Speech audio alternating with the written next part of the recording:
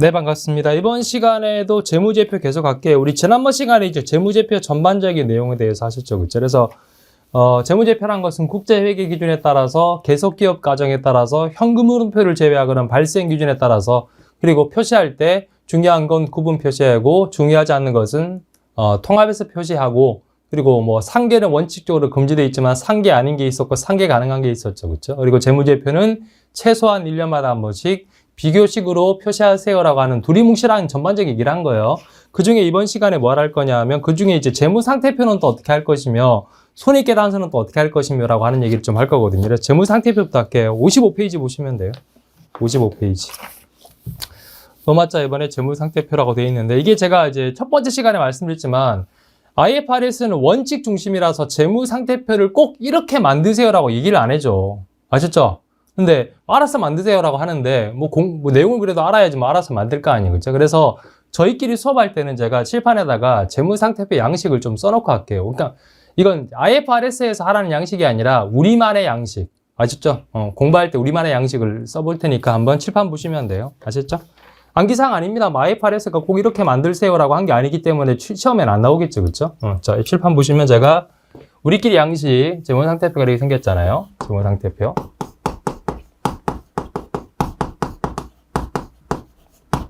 필기할 시간 드릴 테니까 칠판 보시면 돼요. 크게 자산은 우리가 이제 뭐 일반 기업 회계 기준에 따르면 유동과 비유동 구분하잖아, 그렇죠? 그래서 유동자산과 비유동자산으로 구분시켜 볼게요. 유동자산과 비유동자산. 부채도 두 가지로 구분해 볼게요. 유동부채랑 비유동부채로 구분해 볼게요.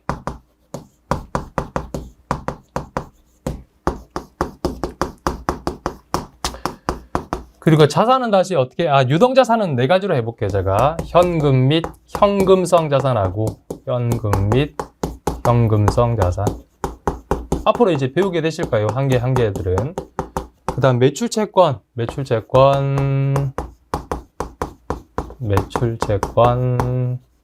그리고 재고자산, 그리고 기타 이렇게 써볼게요, 기타. 이렇게 써보고.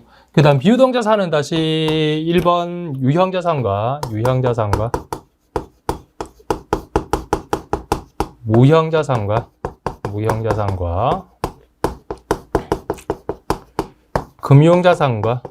금융자산. 그 다음 투자부동산하고 그 다음 5번 관계기업 투자주식 이렇게 써볼게요. 앞으로 우리 뭐 이런 것들 개정과목 한 개씩 만나보게 되실 테니까 관계기업 투자주식. 암기사항 아니라고 했어요. 이렇게 만들려고 IFRS가 얘기한 게 아니라 우리끼리만의 양식이라고 했어요, 제가 분명히. 그 다음 부채도 유동부채는 다시 두 개로 할게요. 매입채무랑 매입채무. 그 다음 두 번째 금융부채라고 할게요. 금융부채. 우리 뭐 차입금이라면 단기 차입금 얘기하는 거예요. 금융부채. 그리고 비유동부채도 다시 두 개로 금융부채랑 충당부채 이렇게 구분해 볼게요. 충당부채. 근데 여기도 금융부채, 여기도 금융부채. 이건 단기고 이건 장기 얘기하는 거예요. 이렇게 단기 차입금, 장기 차입금 생각하시면 돼요. 아셨죠? 이렇게 하고 자본은 좀 이따가 하고, 그렇죠? 그래서 이렇게 써놓고 하도록 하겠습니다. 혹시라도 뭐 그래도 나는 암기할 거 아니라고 했잖아. 아셨죠? 암기할 필요는 없는데 혹시라도 좀 나는 써놓고 그래도 같이 공부할래 그러신 분들은 제가 수업 시간마다 이거 써놓고 할 테니까 한번 뭐 필기 필요하신 분들은 한번 필기를 해놓으시겠어요? 화면 스톱하시고 화면 스톱하시고 필기하시고. 자, 문제가 자본이 있잖아. 자본이 있는데 일단 이렇게 해볼게요. 우리 자본을 가릴 때 회계관리 배우신 분들은 일반기업 회계 기준이었잖아요. 일반기업 회계 기준. 일반기업 회계 기준에서는 자본을 5개로 쪼개죠. 자본금, 자본잉여금, 자본조정, 이익잉여금, 일반기업 회계 기준, 그 다음 기타 포괄손익 누계액이잖아요. 기타 포괄손익 누계액 이렇게 쪼개는데 IFRS는 어떻게 가르냐 하면 자본을 IFRS는 납입자본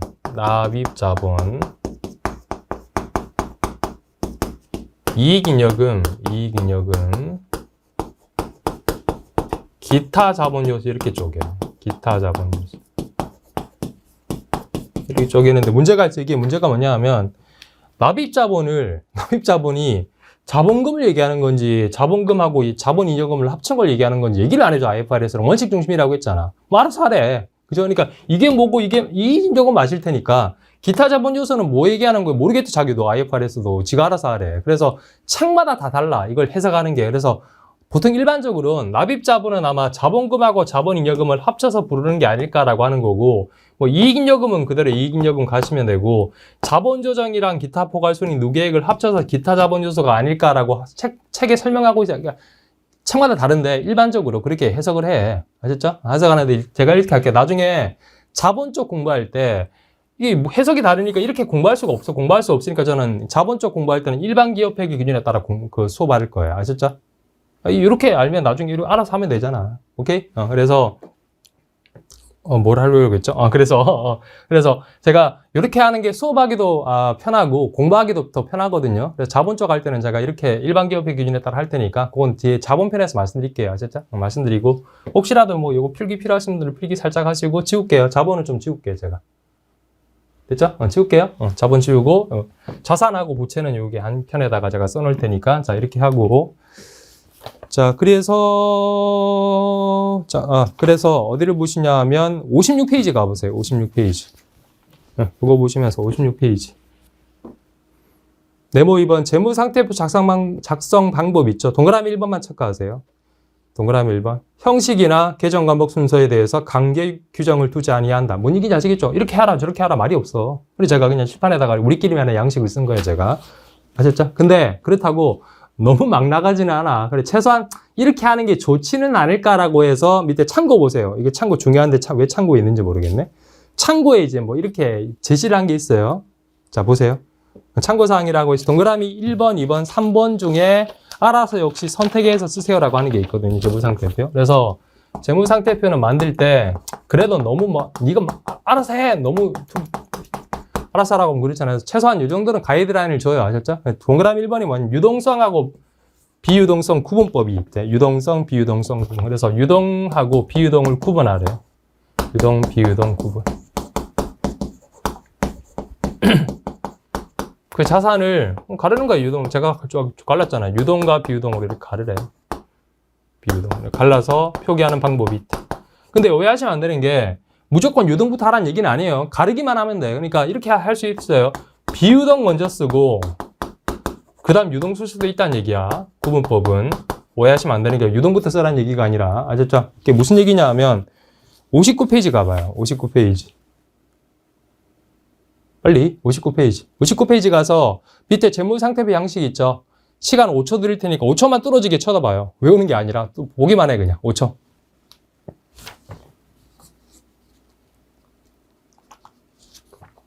보셨죠? 지금 뭐부터 나와 있어요? 비유동자산부터 적혀 있잖아. 이렇게 해도 상관없대. 그렇죠? 그러니까 회사 마음대로 하래. 회사가 현금이 너무 많아서 현금을 자랑하고 싶으면 현금부터 쓰고 건물이 많아. 건물은 비유동이잖아. 그럼 건물부터 쓰고 알아서 하래. 아셨죠? 오해하시면 안 돼. 유동, 비유동. 유동과 비유동만 구분하면 되지 꼭 유동부터 쓰라는 얘기 아니야. 아셨죠? 이렇게 할 수 있는 방법이 있고 다시 56페이지 와서 동그라미 2번 유동성 순서에 따라서 표시하는 방법이 있대. 이게 유동성 배열법이야. 우리가 뭐 예전에 뭐 배우셨던 분 계실지 모르겠지만 유동성이 빠른 순서로 유동성 배열법이라는 게 유동성 빠른 순서로 어떤 회사가 뭐 유동성이 A, B, C, D 순서로 하면 이렇게 쓸 수 있대. 이렇게. 근데 이것도 오해하시면 안 돼. 유동성이 무조건 빠른 순서로 쓰라는 얘기가 아니라 늦은 순서로 이렇게 써도 상관없어요. 아주 이해하시겠죠? 그래서 오름차순도 가능하고 내림차순도 가능하고. 예? 그 다음 동그라미 3번이 1과 2의 혼합법이라고 되어 있죠. 혼합법으로 쓸 수도 있대. 혼합법으로. 혼합법. 그러니까 이렇게 하라는 얘기야. 예를 들어서 뭐 유동과 비유동도 구분하고 다시 여기다가 유동성 비율법을 해서 유동에 AB가 있고 비유동에 CD가 있고 이렇게 할 수도 있다는 얘기예요. 자유자재로 하래. 알아서 하래. 진짜 IFRS. 그러니까 뭐 시험에서 반드시 유동성 배열법만 씁니다. 틀린 거예요. 유동성 배열법도 있고 유동 비유동 구분법도 있고 혼합법도 있고 알아서 할 수 있다는 얘기야. 진짜? 그 얘기 쓴 거고. 그 다음 네모 3번 가요. 유동과 비유동 구분. 56페이지 하고 있습니다. 자, 우리 유동과 비유동 구분할 때 일반적으로 어떻게 해요? 유동과 비유동 구분할 때 네모 3번이죠. 유동은 뭐고 비유동은 뭐예요? 보통 보고기간 종료일로부터 보고기간 종료일로부터 이 보고기간 종료일은 일반적으로 12월 말일이죠. 그렇죠? 12월 말일부터 1년 이내면 유동이고 1년 넘어가면 비유동이잖아. 보통 이렇게 가르잖아. 그렇죠? 이렇게 하는데 1년으로 가를 수도 있고 하나 더 있대요. 체크해 드릴게요. 정상 영업주기로도 가를 수 있대. 유동과 비유동은. 정상 영업주기. 이 정상 영업주기란 게 뭐냐 하면 우리가 상기업은 상품 파는 회사는 정상 영업주기가 편의점 생각하시면 돼요. 상품을 사와서 보관하고 있다가 팔아서 현금 받겠죠. 이게 정상 영업주기. 제조회사라면 원재료 사와가지고 제품 만들어서 팔아가지고 돈 받겠죠. 이게 정상 영업주기야. 이게 일반적인 회사들은 다 1년 이내죠. 편의점에서 물건 사왔는데 1년 동안 안 팔려 그럼 버려야지. 보통 1년 안에 팔리잖아. 그죠? 근데 이 정상 영업주기가 되게 긴 회사가 있어. 대표적으로 누가 있냐면 조선회사가 있어요. 배 만드는 회사. 조선회사는 배를 만들잖아. 주문받죠, 일반적으로. 배 한 척에 몇 천억씩 하니까. 그럼 배를 주문받아가지고 만들어서 팔아가지고 돈 받겠죠. 요 기간이 3년 걸려요, 일반적으로. 워낙 사이즈가 크니까. 그쵸? 근데 그럼 조선회사에다가 무조건 1년 기준 적용하라 그러면 다 1년 넘어가니까 다 비유동이지. 심지어 재고도 비유정이죠. 좀 말이 안 되잖아. 그래서 조선회사처럼 좀 특이한 업종들은 1년을 가지고 하기가 무리가 있으니까 이런 경우라면 정상 영업주기 3년이라면 3년으로 유동과 비유동을 가를 수도 있다는 얘기 아셨죠? 시험에서 무조건 1년 기준으로 합니다라면 틀린 거예요. 1년 또는 정상 영업주기로도 유동과 비유동 가를 수 있다라고 하는 겁니다. 아시겠죠? 그래서 그 얘기가 책에 써 있으니까 체크해 드릴게요. 책이 어디를 보시냐 하면 57페이지 가보세요. 57페이지. 저 위쪽에 유동부채 박스 바로 밑에 보시면 읽어볼게요. 자산과 부채는 1년 기준으로 하여 유동과 비유동으로 구분하는 것을 원칙으로 한다. 원칙은 1년인데 다만이라고 되어 있는 게 정상영업주기라는 얘기야. 재고자산, 매출채권 및 매입채무 등 운전자본이라는 게 쉽게 유동자산, 유동부채 얘기하는 겁니다. 그래서 유동자산, 유동부채에 대해서는 1년을 초과하더라도 정상영업주기 내 실현, 자산은 팔아서 돈 들어오는 거 얘기하는 거고 결제란 것은 부채는 갚는 거잖아. 그렇죠? 그래서 실현 혹은 결제들이라 예상되는 부분에 대해서는 유동 항목으로 분류한다. 뭔 얘기인지 아시겠죠? 정상영업주기로도 가능하다. 그 얘기고. 자, 여기까지가 재무상태표 얘기였습니다. 그래서 재무상태표는 뭐 강제 규정을 두지 않고 있지만 유동, 비유동 또는 혼합 또는 유동성 배열법 또는 혼합법으로 쓸 수 있고 유동과 비유동을 구분할 때는 1년 또는 정상영업주기로 가르세요라고 그냥 얘기를 한 거예요. 자, 그 다음은 손익계산서로 갈게요. 교재는 61페이지로 갑니다. 이제 손익계산서에 관한 또 두리뭉실한 이제 전반적인 얘기를 좀 볼게요. 뭐라고 얘기하는지. 지우고. 정확하게 얘기하면 포괄 손익계산서죠. 그렇죠? 61페이지로 갑니다. 역시 마찬가지야. 원칙 중심이기 때문에 손익계산서도 이렇게 만들어라고 얘기를 안 해줘. 그죠? 예시가 그래서 어쩔 수 없잖아. 그래서 우리끼리 할 때는 제가 칠판에다가 손익계산서 양식, 우리끼리만의 양식을 한번 써볼게요. 아셨죠? 칠판 보시면 돼요. 자, 손익계산서는 우리끼리 이렇게 할게요. 손익계산서는. 그 예전에 회계관리나 회계원리 배우셨던 분들은 대략적으로 생긴 모양새는 기억나시죠? 매출액이 있고, 메뉴에 매출액이 있고. 그 다음 매출원가 있잖아. 매출원가. 매출액에서 매출원가 뺀 거 뭐라고 불러요? 매출총액이라고 그러죠. 설마 이걸 모르시면 안 되겠지.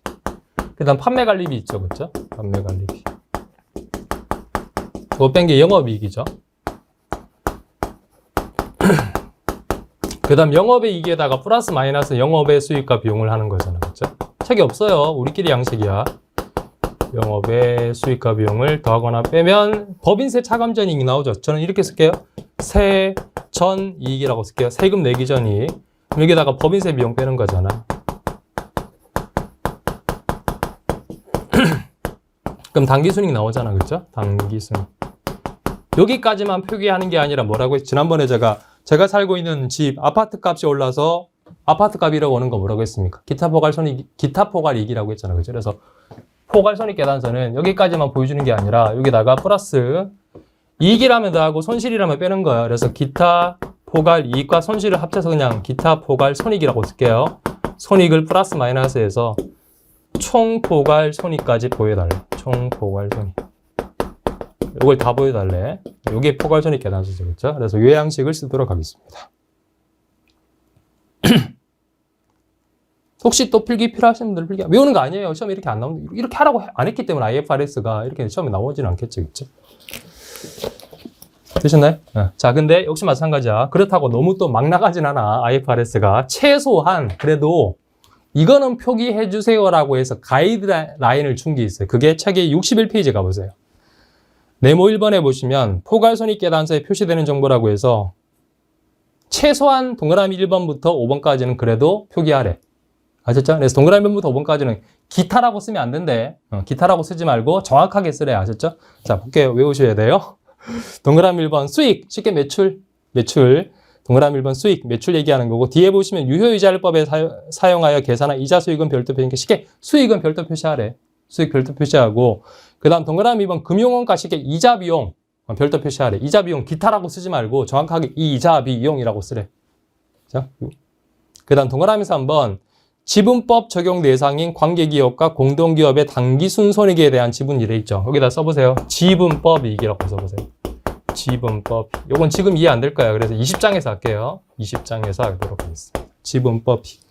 말씀드렸죠. 4장까지는 뒤에 내용을 다 알고 있어야지만 이해되는 부분이 있다고.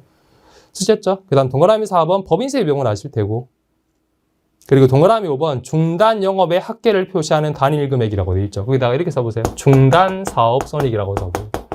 중단 사업 손익. 요건 달아보세요. 5개. 수익, 금융원가, 지분법 이익, 법인세 비용, 중단 사업 손익은 따로 표시하래. 분명히 기타라고 쓰지 말고. 여기서 지분법 이익은 나중에 할게. 아시죠? 할 테니까. 중단 사업 손익이 뭐냐 이런 거. 중간에 그만뒀다는 얘기야. 쉽게 얘기하면. 예를 들어 이런 게 있잖아. 우리 LG전자가 예전에 휴대폰 하다가 최근에 휴대폰 사업 그만뒀죠. 그런 케이스 생각하시면 돼. 그러면 LG전자는 사업부가 있잖아요. 가전제품 A가 있는데 A는 가전제품 사업부예요. 뭐 LG는 뭐 가전은 역시 LG라고 광고하잖아요. 가전제품 사업부에서 돈 많이 벌죠. 휴대폰 사업을 예전에 했었잖아요. B는 휴대폰 사업부야. 근데 아시다시피 휴대폰 사업부 계속 적자가 났잖아. 그래서 이걸 접은 거야. 이걸 부를 때 중단 사업이라고 불러. 근데 망했으니까 당연히 적자 났겠죠. 그럼 접었겠죠. 그쵸? 근데 이걸 표기할 때 이렇게 하래요. 이렇게 어떻게 표기하냐 하면 교재를 잠깐 어디를 보시면 되냐 하면 66페이지 가보세요. 66페이지. 가셨죠? 밑에 포괄손익 계산서 양식 있잖아요. 보이시죠? 그러니까 수익부터 쭉 나오잖아. 쭉 나오고 어디까지 가? 67페이지 가서 저 위쪽에 보시면 쭉 나가다가 그러니까 이런 게 아니에요. 가전제품은 멀쩡하니까 가전제품 사업부는 수익부터 해서 쭉 영업이익 얼마까지는 상세하게 쓰는 거예요. 상세하게 쓰고 얘는 망했잖아. 망했으니까 구체적으로 상세하게 쓸 필요 없겠죠. 얘는 한 줄로 그냥 뭐라고 되어 있어요. 중간에 보시면 67페이지 저 위쪽에 중간에 보시면 중단 영업 손실 보이세요? 찾으셨나? 중단 영업 손실. 이렇게 한 줄로 표시하래 여기다가. 이거 중간에 이제 접으면서 손실 얼마 봤다고 중단 영업 손실 이렇게 한 줄로 표시하래. 한 줄로. 자세하게 쓰지 말고 짜증나니까. 진짜 여기 이거야. 중단 사업손. 한 줄로 쓰는 거 그냥 한 칸으로 쓰는 거. 오케이? 자, 다시 돌아오세요. 61페이지. 요게 기본적인 내용. 그래서 지울게요. 지워도 됐죠? 그래서 상세한 규정을 관계 규정 IFRS 포괄손익 계산서 이렇게 만드세요라고 하고 있지는 않지만 최소한 수익, 금융원가, 지분법 이익, 법인세 비용, 중단 사업 손익은 따로 표시해라라고 했고 그 다음 62페이지로 갑니다. 그 다음 또 포괄손익 계산서에 관한 얘기를 또 하고 있거든요. 62페이지. 이걸 간단하게 써볼게요. 간단하게 이렇게 쓸 수 있을 거 아니에요? 그냥 수익에서 비용을 빼서 당기순이익이잖아. 당기순이익 나오고 여기다가 제가 플러스 마이너스 기타 포괄손익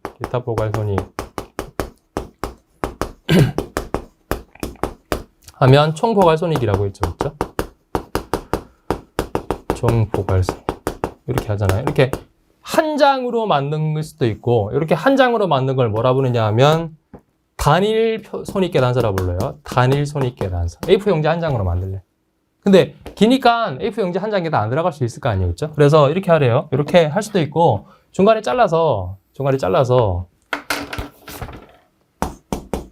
수익에서 시작해서 순위까지 한 장으로 표기하고 순위까지 이렇게 순위까지 한 장으로 표기하고 그 다음 순이익부터 또 별도의 종이에다가 다른 종이에다가 순이익부터 시작해서 기타 포괄손익 다 플러스 마이너스해서 총 포괄손익 이렇게 두 장으로 표기할 수도 있대.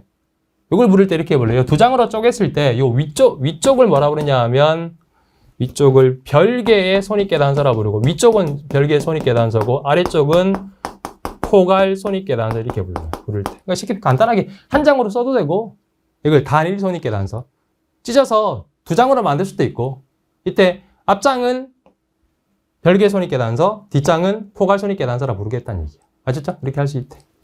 그래서 그 내용이 62페이지 보시면 맨 위쪽에 보세요. 네모 2번 포괄 손익계단서의 작성. 첫 번째 줄만 체크할게요. 포괄 손익계단서를 작성할 때 단일 포괄 손익계단서 한 장으로 또는 별개의 손익계산서랑 포괄 손익계단서 두 장으로 중 하나의 양식을 선택해서 표시할 수 있다. 아시겠죠? 별거 아니잖아. 중간에 찢으면 되잖아. 그죠? 자, 이거보다 더 중요한 게 양가로 1번 보세요. 단기손익 항목이라고 해서 양가로 1번 단기손익 항목. 첫 번째 줄만 체크할게요. 기업은 성격별 분류법과 기능별 분류법 중 하나의 방법으로 단기손익으로 인식한 비용의 분석 내용을 표시라고 되어 있죠. 이게 뭐냐 하면 비용 나타낼 때 두 가지 방식이 있대. 성격별 분류법이라는 게 있고 비용 표기할 때 기능별 분류법이라는 게 있대. 기능별 분류법. 두 개 중에 하나 선택할 수 있대. 이게 말이 어려운데 이렇게 생각하시는데 일상생활 제가 예를 들면 성격이 뭐고 기능이 뭐냐 하면 일상생활에서 이런 개념으로 이해하시면 돼요. 우리가 신고 있는 신발 있잖아. 신발이 있고 입고 있는 옷이 있을 거 아니에요? 요게 성격별이야. 그러니까 생긴 모양새로 표현하는 게 성격별이란 거고 기능별은 뭐냐 하면 우리가 신발도 기능이 있잖아요. 달리기 할 때 운동화 신죠. 운동화 신고 등산할 때 등산화 신고 하잖아. 등산화 신고 이게 기능별로 표기한 거야. 그 다음 뭐 회사 갈 때 구두 신잖아. 이게 기능별이란 거야. 성격별, 기능별 차이점 아시겠죠? 어떤 뉘앙스인지를 아시겠지, 그쵸? 근데 회계에서 그러면 성격별하고 기능별은 뭐냐 하면 회계에서는 우리가 성격별은 계정 과목 그대로 얘기하는 거야. 그러니까 급여라면 급여, 복리후생비라면 복리후생비 이걸 성격별이라 불러요. 이렇게 표기하는 방법이 있고 근데 급여도 다시 쪼개지죠. 기능별은 뭐냐 하면 이런 거야. 어차피 우리가 원가 관리회계 D 배우시잖아. 그쵸? 그래서 뭐 혹시라도 아시는 분이 계실지 모르겠지만 급여 중에 생산직, 즉 공장에서 관련된 발생한 급여라면 제조원가죠. 제조원가로 표기하고 사무실 직원들 급여는 판매관리비잖아. 판매관리비로 표기하고 이렇게 하는 게 기능별이라는 거야.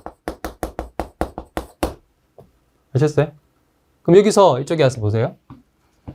지금 제가 매출원가 판매관리비 이렇게 했잖아. 우리가 그동안 회계 원리에서 배우셨던 이거는 기능별입니까? 성격별입니까? 기능별을 표기한 거야. 이거는 아셨죠? 판매관리비 있잖아요. 기능별. 오케이? 그래서 시험에서 이렇게 나와요.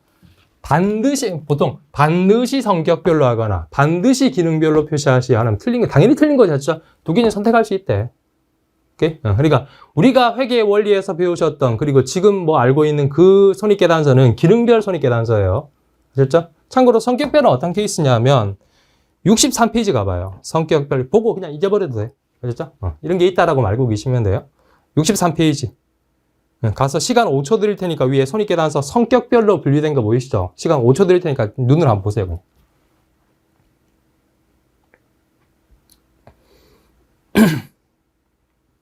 보셨죠? 그러니까 이거는 일반적으로 우리가 상기업이나 제조기업은 물건 파는 회사니까 주로 기능별로 쓰고 이 성격별은 주로 금융회사 있죠? 은행들은 물건 파는 개념이 아니잖아. 그래서 주로 성격별을 쓰거든요. 아셨죠? 그런 게 있다는 거 알고 계시면 되고 그리고 이거보다 더 중요한 게 뭐냐면 넘기세요. 64페이지 갑니다. 64페이지. 가서 그 맨 밑에 두 줄 있죠? 그 두 줄을 체크하세요. 64페이지 맨 밑에 두 줄. 비용을 기능별로 분류하는 기업은 이걸로 했을 때는 감가상각비, 기타 상각비랑 종업원 급여 비용을 포함하여 비용의 성격별 분류에 대한 추가 정보를 주석에 공시한다. 이걸로 하면 플러스 하나 더 하래. 성격별 분류법을 주석으로 공시하래. 주석 아시죠? 따로 공시하래. 그럼 이게 뭐 하는 거야? 그러면 기능별로 분류하면 뭐도 만들라는 얘기예요, 결론적으로. 이것도 같이 만들라는 얘기야. 이것도 하라고 했으니까. 아셨죠? 왜 그렇게 하는지 모르겠는데 그렇게 하래요. 아셨죠? 그러니까 시험에서 장난치는 게 뭘로 장난치냐면 이렇게 장난쳐요. 성격별로 분류하면 기능별로 주석 공시해라. OX. X지 반대로 했잖아, 지금. 아셨죠? 기능별로 분류되면 성격별을 주석으로 공시하는 거 아셨죠? 이렇게 말장난치거든요. 아셨죠? 자, 이렇게 하시고 이제 객관식을 풀면서 마무리하도록 하겠습니다. 74페이지로 가세요. 74페이지. 몇 번 풀 거냐면 2, 4, 5, 9번까지 풀어볼게요. 2, 4, 5, 9. 시간 드릴 테니까 화면 스톱하시고 맞아. 시간 못 드리니까 화면 스톱하시고 2, 4, 5, 9번 풀어보세요. 2, 4, 5, 9. 풀었죠? 이번 아까 최소한 손익계단서에 뭐는 들어가야 돼요? 수익, 금융원가, 지분법 이익, 법인세 비용, 그리고 중단사업 손익은 표기하라고 했잖아요. 그렇죠? 그래서 2번 그 얘기예요. 다음 중 KIFRS에서 예시하고 있는 포괄손익계단서에 포함될 최소한의 항목으로 가장 올바르지 않는 거 뭐? 매출원가. 동그라미 4번이죠? 얘는 별로 되게 중요한 것 같아. 그냥 기타라고 써도 되는데. 진짜? 동그라미 4번이고 그 다음에 4번 한다고 했죠. 4번. 다음에 포괄손익계단서에 대한 설명 중 옳지 않은 걸 찾아보래요. 동그라미 1번은 뭐 일반적인 얘기를 쓴 거고 그 다음 동그라미 2번에 아까 했죠. 단일 손익계단서로 할 수 있고 요거 한 장으로 할 수도 있고 두 장으로 할 수도 있고 그 얘기 쓴 거고 그 다음 동그라미 3번 포괄손익계단서의 비용을 표시할 때 기능별로 표시합니다. 맞는 것 같은데 이게 앞에 말이 생략되어 있는 거야. 반드시 기능별로 분류 이런 말이 생략되어 있는 거야. 진짜? OX 틀렸죠. 반드시 아니라고 했잖아. 두 개 중 선택할 수 있다고 했잖아. 그죠? 완전 말장난 문제죠. 그렇죠? 그래서 짜증나지만 그 다음 동그라미 4번은 뭔 소리인지 모르니까 패스. 그 다음 5번 볼게요. 다음은 재무상태표 작성에 대한 설명인데 옳은 걸 찾아보래요. 동그라미 1번 강제 규정을 두지 않고 있다고 했죠. 그렇죠? 알아서 하세요라고 했잖아. 원칙 중심 틀렸고 동그라미 2번은 맞아. 아까 했죠. 정상 영업주기 내로 할 수 있다고 했으니까 동그라미 2번이 맞는 얘기고 동그라미에서만 반드시란 말이 들어가면 보통 시험에서 다 틀린 거잖아. 유동성 배열법 반드시 쓰는 거 아니죠. 그렇죠? 그리고 동그라미 4번이 말 되게 어려운데 동그라미 4번은 쭉 나가다가 마지막만 알면 돼요. 마지막에 보고 기간 후 12개월 이내 결제일이 도래하면 무슨 부채? 당연히 유동부채지 비유동부채가 아니라 12개월 이내니까. 그렇죠? 틀렸죠? 그래서 답은 맞는 걸 찾으라고 했으니까 2번이 되겠죠. 그 다음 제가 9번 한다고 했나요? 9번. 다음 중 포괄손익계단서의 작성과 관련된 설명으로 가장 올바르지 않는 걸 찾으래요. 동그라미 1번, 2번, 3번은 읽으시면 이해하시겠죠? 4번 틀린 거 아시겠죠? 아까 제가 이걸로 장난친다고 했잖아요. 동그라미 4번. 비용을 성격별로 분류하여 손익계단서를 작성한 기업은 비용의 기능별 배분에 대한 내용을 주석에 추가적으로 공시한다. 틀린 거 반대로 한 거 아시겠죠? 기능별로 했을 때 성격별로 추가로 공시하는 거지. 그렇죠? 이런 식으로 말장난 문제로 나오기 때문에 제가 말씀드린 거예요. 아셨죠? 자, 여기까지가 재무제표 중 재무상태표랑 손익계산서 일반적인 내용. 그렇게 어렵진 않죠. 뭐 전반적인 뭐 당연한 얘기를 하는 것 같으니까. 오케이? 자, 이렇게 하셔서 3장 마무리됐고 다음 시간에 또 이어서 계속 하도록 하겠습니다. 감사합니다.